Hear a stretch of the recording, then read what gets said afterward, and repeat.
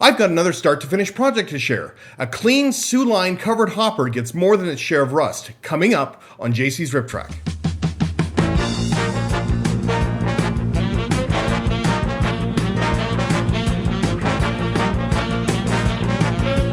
Hi there, my name's John and welcome to JC's Rip Track. If you're looking for tips and advice on how to transform your plastic models into something that you would see on the rails today, then please hit subscribe and that little bell icon so you can be notified anytime I upload a new video. So how much rust is too much rust? Did I go overboard on this one? Please let me know in the comment section down below. Truth is, you've seen this car in both before and after in many of the videos that are present in my Weathering Basics playlist. It's an HO scale Soo Line covered hopper that was part of a 5-car commission that I did last summer. And while it was helpful for demonstrating a number of different techniques, there were several things in the weathering process for this particular car that I filmed, but I have never shown. So I wanted to show how it all came together once it hit the workbench. Now this was a great project. It was a real chance to do some real heavy streaked rust to match a prototype. So let's get to it. The first major step for this project was to do an extensive amount of research on the look of this covered hopper. And while I dealt with the process of how I did this exact car in an early video, the main things that I was looking for in the prototype was the texture in the color of the worn paint, the colors of the chips, the scratches, and those heavy rust streaks. Having these pictures at my fingertips was key throughout this whole process. While almost none of this footage shows it, I had a tablet just to my left, off camera, where I could constantly refer to the prototype. The first step, as with almost any weathering project, is to remove the trucks so that I could paint them and get access to the underside of the car. This is fairly straightforward. I used a small screwdriver and then placed the trucks, wheel sets, and screws all into a small plastic container. Because I was working with several cars at the same time, I made sure to label the trucks so I'd know which set went with which car. Before charging headlong into the various fading techniques, there were a few things that I had to do first. Since these initial steps would be with acrylic paints, I needed to start with a flat clear coat.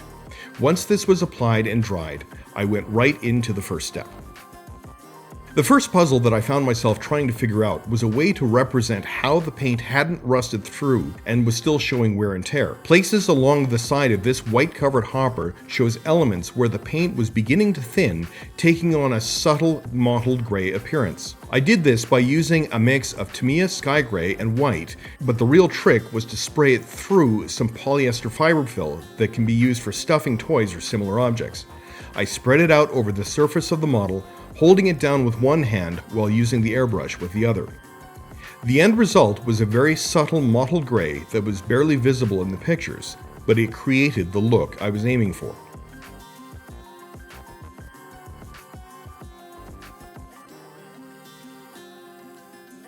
Another piece that I didn't show with this car was the realization that the grain symbol on the side of the car had darkened unevenly from the original yellow to a dingy brown. This would require some careful hand brushing. I masked off the areas around it more as a precaution, but I would hand paint over the yellow with a mix of Games Workshop's Gorthor Brown and Baneblade Brown.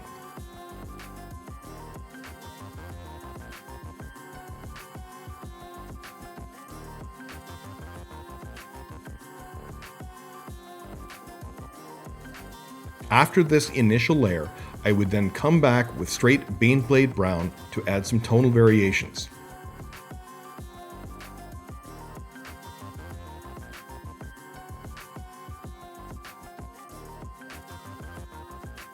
Since this next step would be the dot fade technique, I used a satin clear coat made of a 10:1 mix of Future to Tamiya X21 flat base. However, to help with the later fading, I also added a small amount of Tamiya XF2 flat white to the mix to provide a little bit of fading over the model, especially over the green lettering and the darkened wheat logo. This was essentially combining two steps together. Since I had done the dot fading technique with all of the cars in the commission, I had prepared the palette with every color that I would use on every car. However, specific to this covered hopper, I would use titanium white, parchment, yellow, light rust, and starship filth to create the tonal variations that I would need.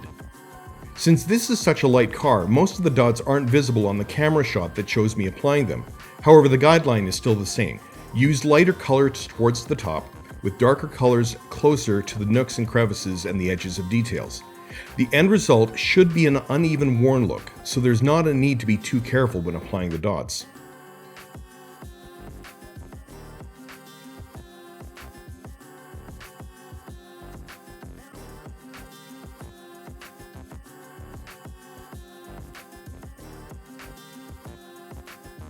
I then blended the dots together as seen in the dot fading video, using a downward motion with a flat brush wet with odorless thinner.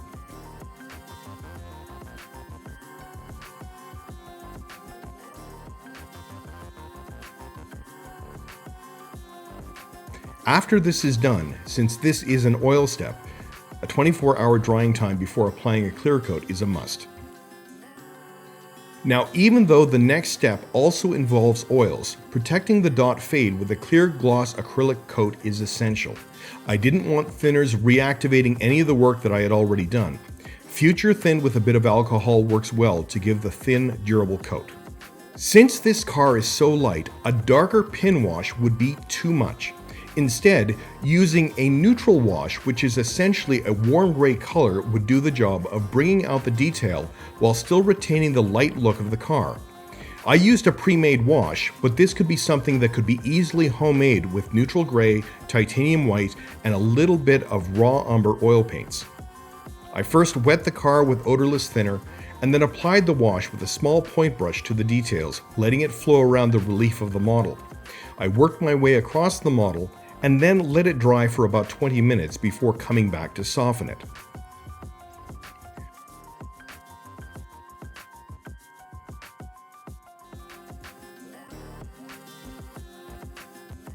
Using a few different dry brushes, I then set about to soften the edges of the wash. Where necessary, I used a bit of thinner to dampen a brush to soften up some of the wash that had dried too quickly. The goal of this step was to get rid of any obvious tide marks and to make sure that the details would stand out against the car. Pin washes are intended to create the illusion of depth, but they can also simulate dirt and grime that has accumulated around rivets, plates, and where grab irons join the model. This step alone goes a long way in making a tiny plastic model look more realistic. If there is one essential step to any sort of weathering, this would be it. One of the characteristics of this model is a whole lot of worn and chipped paint that is then accompanied by a copious amount of rust. I decided to work this up in sequence as if I was telling the story of the car and each chip. Paint gets chipped away by wear and tear, or flakes away because of flaws in the paint when exposed to ultraviolet radiation, blown sand, dirt, or any number of reasons. To simulate the exposed metal from chips, I used the sponge method and AK Interactive's acrylic chipping color. It's pre-mixed and makes it easy, but any sort of very dark brownish gray will work. Even though the chipping on this car is heavy, I didn't do it all at once. I worked my way up and down the model with the reference photos close by.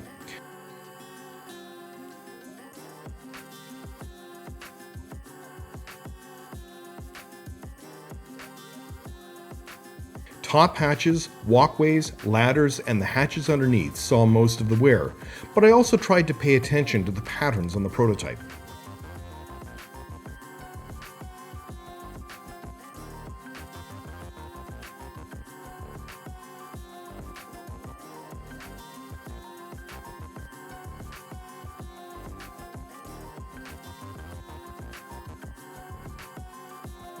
Now, this covered hopper shows an awful lot of rust and is very much the signature piece to make this car look like the prototype.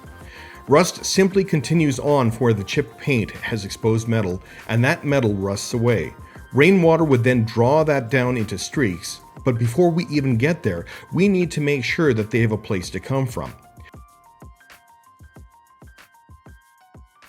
Rust chips were handled the same way as the basic sponge chipping that I had just completed, but I also focused on some areas by using a very small brush to simulate scratches. My usual go-to rust color for steps like this is Games Workshop's Mornfang Brown, as it stands in nicely for a darker rust color.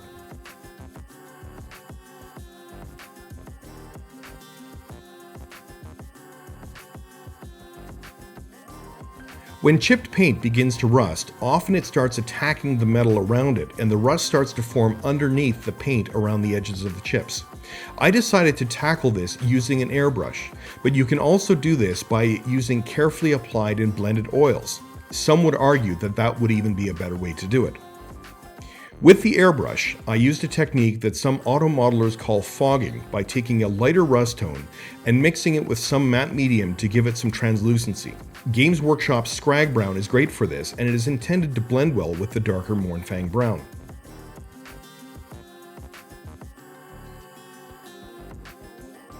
While I often remove the needle cap when I airbrush just as a matter of course, I needed to do it here in order to get the kind of precision I was looking for. I would pull back only a very little bit on the paint trigger, starting in the center of a given chip or areas of chipping, and then work outward. And even then, not by much.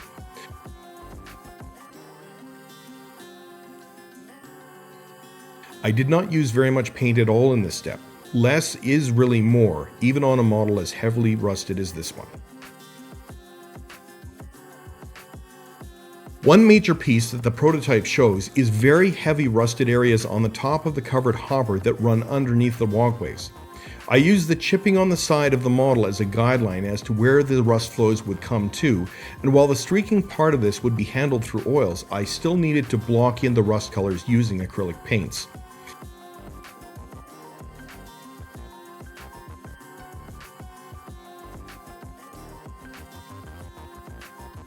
I used Mournfang Brown again with a detail-sized brush to fill in the areas, drawing lines down from the hatches from underneath the walkways down to the chipped areas that I had been working on in previous steps.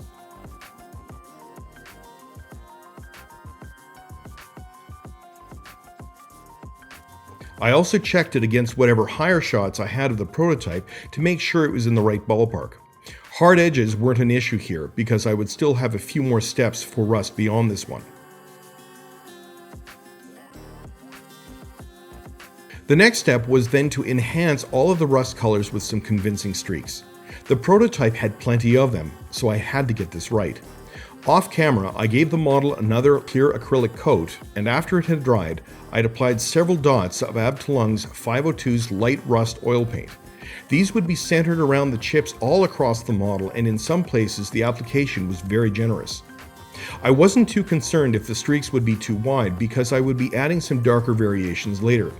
This application would also enhance the acrylic work in the previous steps. I let the oil paints sit for about 20 minutes before coming back and drawing them down into the streaks with a flat brush. Because I had applied as much oil paint as I had, I used shorter, careful strokes in drawing them down. I could then feather them as I needed to with a different dry brush.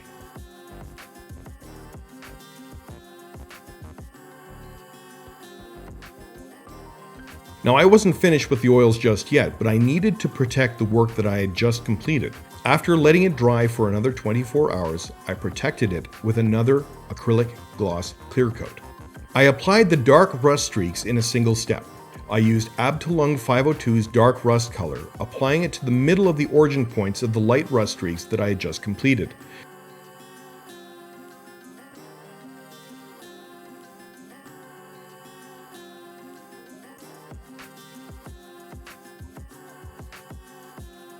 Unlike the previous step, I almost immediately used a dry brush to pull the dark rust oils down into streaks, ensuring the streak remained inside the previous lighter one, providing both depth and the illusion of an area that had been rusting for a long time.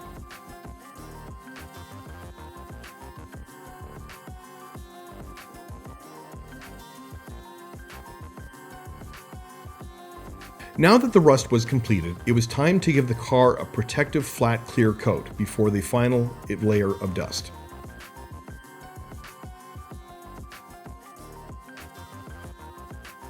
The first part of painting the trucks was to give some tooth to the plastic.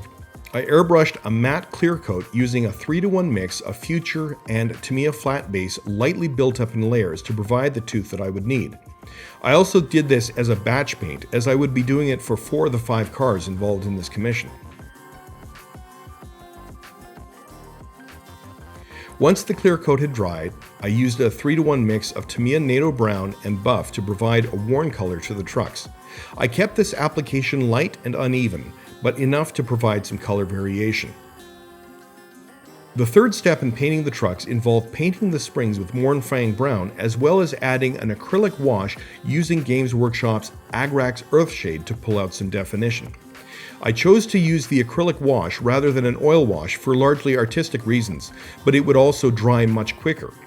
I made sure to wick up any areas that were pooling after I had applied the wash so that it wouldn't dry funny.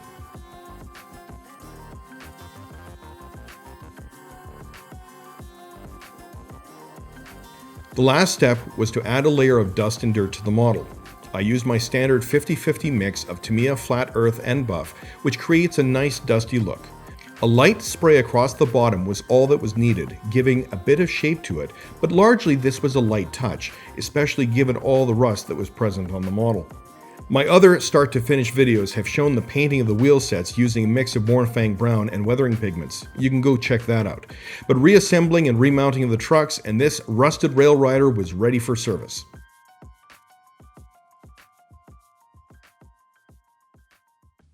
In all, this model took about 3.5 hours to complete. Now, I'll be honest, when I was working on this particular car, I was concerned that it would actually have too much rust. However, at virtually every step of the process along the way, I was comparing it constantly against the prototype photos, making sure that I was matching virtually every scratch, ding, and rust spot that was on there. Even then, I was pretty happy with the results, even if now I would go back and I would do something a little differently.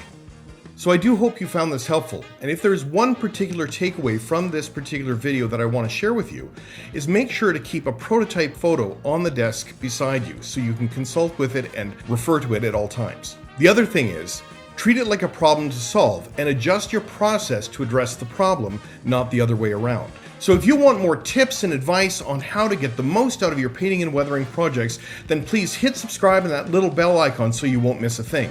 Also, if you haven't already done so, check out some of the other videos on this channel for various tips and advice on different aspects of weathering. In addition, check out the links down below for links to products used in these videos, as well as different connections to my social media. You can find me on Facebook, Instagram, and Twitter. And if you want to have a chance to have input into upcoming projects here on JC's Rip Track, please check out my Patreon page. The links for it are all down below. So thanks so much for watching, good luck, and may you keep on track.